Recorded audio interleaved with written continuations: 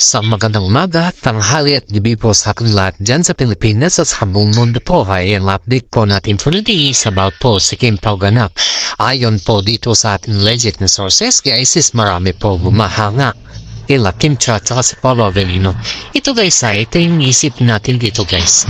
Ayon dito sa ating legit na sources ang isang actress pala guys is humihingi ng gamit kay Kim Chu. Ito yung humingi siya ng gamit kay Kim Chu na kung saan po ay parang sinabihan hata niya si Kim Chu na ihiramin yung isang gamit ni Kim Chu na kung saan ay ibabalik sana niya. Kaso malam daw, hindi daw niya po ata na ibalik at yung gamit niya guys is kailangan daw ni Kim Chu. Pero siyempre si Paolo Avellino naman guys is iniisip niya na siguro wala naman. Lahat naman sila po ay nanggaling sa mga bagay-bagay na walang-wala sa showbiz ba. Yung bagong umpisa pa lang. Pero hindi na kasi bagong umpisa yung actress na to guys ang sabi nila sa kanya is palagi na lang daw siyang nagaganon. Palagi daw siyang nagaganon saka palagi daw siyang sinasabihan na hiram dito at saka hiram dyan. Siyempre mabait naman po si Kim Chu guys. Hindi po siya madamot Hindi po siya kagaya ng mga ibang actress na yung mga gamit niya po is pinagdadamot niya. Kay Kim Chu kasi po guys is hanggat meron daw po sa kanya is talagang pinapahiram niya yan. So kasi Paolo Avellino naman po guys is wala naman daw pakialam yan kung sino at kung ano yung pwedeng ipahiram yung papahiraman ni Kim Chu ba. Kasi nga po, kay Kim Chu naman yun at saka pag importante lang daw na yung maibalik lang. Pero ang kinakagalit po ni Kim Chu is yung hindi daw kasi niya naibalik sa tamang, parang kumbaga is sa tamang way or hindi niya naibalik sa mga tamang oras parang gano'n dahil syempre itong actress na to siguro guys is wala naman siyang ginawa kundi hiram lang at saka hindi siguro siya nakakabili ng ganun na gamit. Pero siyempre, aside from that guys, alam naman din natin na kahit naman umiram ka, ay kailangan mo din pong ibalik. Hindi sa kailangan na yung sisingilin ka pa lang ng mga ibang tao na kung sino yung naghiraman mo or di kaya ay kung sa kanang ibabalik yun. Yun yung the best thing dito. Yun yung aral na mapupulot natin dito dahil kapag ikaw yung miram, obligado ka talaga ibabalik yan. Hindi lamang po sa pagbabalik guys, kundi magpasalamat ka rin po sa mga bagay-bagay na sa taong naghiraman mo. Siya pa talaga daw itong may ganang magalit kaya siya pa daw itong may ganang magalit at siya pa daw itong parang sinasabi na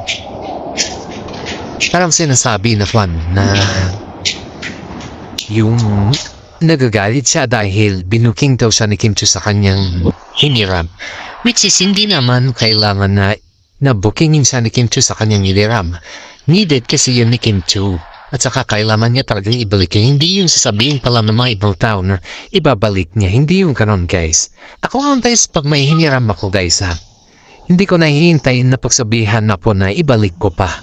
Hindi na ako ganun Hindi ako ganun. At saka higit sa lahat is alam mo na may hiniram ka at alam mo naman na isasoli kasi yung taong naghirama mo hindi mo alam po kailangan niya or kung kailan niya kailangan yung hiniram mo. Yun yung katotohanan dito. Siyempre, isa ka sa mga kasama ni Kim Chu kahit ang barkada niyan guys, close friend or whatsoever friend dyan guys is kailangan mo talagang ibalik yung hiniram mo para yung walang tao magagalit sa'yo. Yan yung reality talk dito guys. Kaya marami pong mga netizen guys ang nagsasabi na napakabait ni Kim Chu dahil kahit needed na yung isang gamit ay talagang sinasakripisyon niya na bumili para sa kanya. Alam nyo guys, may regalo daw si Kim Chu sa isang kaibigan niya na kung saan po ay sobrang plastic. Kahit plastic pala yung kanyang kaibigan guys ay nire-regaluhan niya pala. Kaya nga sabi daw ni Paolo Avellino dito na wag mo silang sanayin sa mga bagay-bagay na materials kasi ang pagsasanay sa kanila guys is hindi naman po ikakabuti nila yan kundi ikaw ay yung bang gagamitin kanila tapos ibabas ka rin nila. Yun daw yung Yun daw yung ayaw ni Paolo Avellino sa mga kaibigan ni Kim Chu na yung nakapaligid sa kanya. Lalong-lalo na guys kung may mga concert silang dalawa. Dito daw parang pinagsabihan nata ni Paolo Avellino si Kim Chu na hanggat maaari is yung mga importanteng bagay or yung mga kailangan mo sa pag-concert ay wag mo ipahiram kasi hindi mo alam kung kailan nila babalik ka. Yan daw yung sabi ni Paolo Avellino dito kay Kim Chu. At buti na lang po guys sis, napagtanto din ni Kim Chu na maalaga din si Paolo Avellino sa kanyang mga gamit dahil naniwala naman po sa mga sinasabi ni Paolo Avellino na hindi lahat ng bagay ay nakukuha sa ganung na terms. At higit sa lahat guys sis, kita naman natin kung gaano sila kasaya kung sila po ay nagsasama. Aba, eto na naman tayo guys. Sipin na naman po natin yung kayong kagalingan kainat na ng kanilang mga concert. Dahil si Paolo Avellino po guys is isa sa mga kumanta din sa concert. Kasama niya po si Kim Chu guys. Di naman natin sila pinagbabawalan na kumanta or kung ano man guys dahil yan po ay kanilang kagustuhan. Pero yung sa mga ibang tao guys is iniisip nila guys na ang pagkata or pag-awit or pagsayaw nila Paolo Avellino is para lang daw yan sa mga fan guys. Hindi kaya para lang daw yan sa mga yung alam mo papasikat.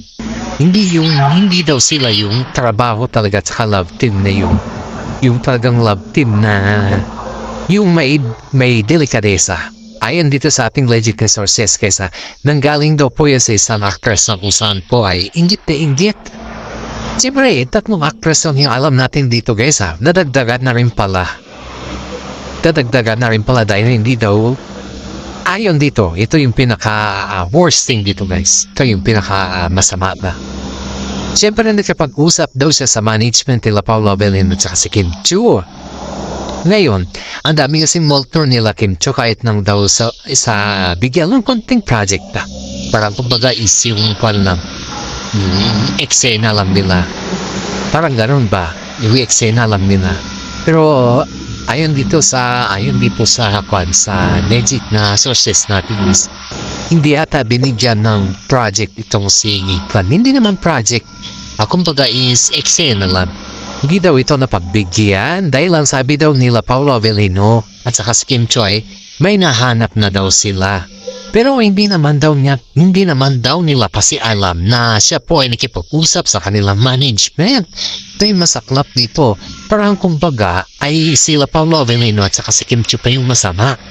Yun yung pangit dito. Kasi iniisip ng actress na to guys is parang napaka-selfish daw nila Paolo Avellino at saka si Kim Chu sa kanilang project ba parang ganon. Parang iniisip nila dito na napaka-selfish daw nila Paolo Avellino at saka si Kim Chu. Pero hindi naman tama na sabihin mo na napaka-selfish nila dahil hindi naman sa kanila yun. Saka may mga management naman sila na kung saan po ay pinapakita nito na hindi sa kanila yung project na yun. Siyempre guys, isipin mo kapag ikaw naman na ikaibigan mo sila Kim Chu at saka si Paolo Avellino, dapat nakipag-usap pa din sa kanila at saka sila ni magsabi sa management para sa ganun po ay madali ka makuha sa project or di kayo kahit man lang extra. Hindi yung bigla-bigla ka na lang tapos sisiraan mo sila. Siyempre nakapapangit yung ganun na bagay. Kaya yun yung masaklap dito guys at yun daw yung parang sinasabi daw niya sa kanyang mga kaibigan na sana naman daw ay mapabigyan daw siya sa hiling niya na bigyan daw siya ng kahit project na kung ano-ano lang. Siyempre, ikaw ba naman yung tao na sabihan ka ng ganun at hindi naman maganda yung para sa kanila. Maraming mga nakisento ang nagsasabi na mga inggit wikit dahil po ikaw na inggit to din ay wikit dahil dyan po is mas lumala po yung sitwasyon nila. Dahil dito guys, is kitang-kita naman natin dito na kahit anong gagawin nila or ginagawa nila sa kapwa nilang tao ay makikita mo yung kabaitan at kahit mabait ka, kahit ano pa yung kwan mo, dito mo talaga makikita na mas marami kang blessing na napupuha sa Panginoon. Sabi nga ng mga iba guys, kung anong tinanim, siya din po manihin. Kaya nga po, kung ano yung tinanim nila Paolo Avellino at saka si Kim Tu, hindi po yung anihin nila sa kanilang mga kaibigan at kasama sa buhay. Kahit anong plastic pa yan na friend na yan, kung yan po ay pinapatunayan niya na mabait naman sa kapwa, sa kapwa niyang tao, ay mabibigyan at mabibigyan pa rin yan po ng mga project. Siguro hindi pa tamang panahon para bigyan siya ng project. Yun ang yung sabi na dito at reaksyon natin. Kasi may mga panahon din kasi yan eh. Kapag ikaw ay hindi mo papanahon, kahit anong sikat mo, kahit anong gawin mo, ay siyempre panahon na sinasabi. So yeah, tis-tis lang muna tayo hanggat maaari at siyempre dahil nga po sa paninira, ang dami na ninira sa Kim Pao, ay kailangan po natin silang pagsabihan, bigyan ng reaksyon. Kasi ang pag-react natin na ganito ay hindi po ito basta-basta. Kasi ito po ay social media. Marami ditong nakikinig sa atin, marami din ditong napapaluha. At mas masaya yung mga inggitera dito. Yan yung kasi ang gusto kasi nila yung mga negatibo ba? Yung hinahanapan ng Kim Tu, konting bagay hanapan ng busat para lang makita nila kung saan yung loyalty. Yan yung marami dito yung nasasabi na ang loyalty nila is hindi sa Kim Pao. Ang loyalty din nila is hindi rin sa ibang pa, kundi ang loyalty kasi nila is yung panira ba. Yan yung mga inaabangan ng mga ibang tao dito guys.